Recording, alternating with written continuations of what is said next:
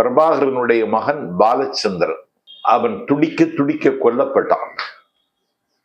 இவன் தன்னை பிரபாகரன் மகன் என்று சொல்லிக் கொள்வதன் மூலம் எதை சாதிக்க விரும்புகிறார் என்று மக்கள் கேட்கிறார்கள். பிரபாகரனுக்கும் இவனுக்கும் எந்த சம்பந்தமும் இல்லை. ஆனா அவரோட ஆமக்கறி எல்லாம் சாப்பிட்டேன்னு சொல்லியிருக்காரு. அதான் அப்படி ஆமக்கறி சாப்பிட்டேன், புகைப்படம் எடுத்த எல்லாமே ஹம்பக் என்பது வெட்ட வெளிச்சமாகிவிட்டது. ஆனா அதை பத்தி அவர் எந்த டீட்டெயிலுமே வெளியே சொல்ல, இது உண்மைதான் இல்ல அதை சொல்லுறதுக்கு அப்படி எதுவும் இல்லை. பிரபாகரனுடைய அண்ணனுடைய மகன் கார்த்திக் என்று கருதுகிறேன். அவர் தம்பி மேதகு பிரபாகரனுக்கு இவரை தெரியவே செய்யாது. இப்படி ஒருவர் வருகிறார் என்கிற தகவலும் அவருக்கு சொல்லப்படவில்லை.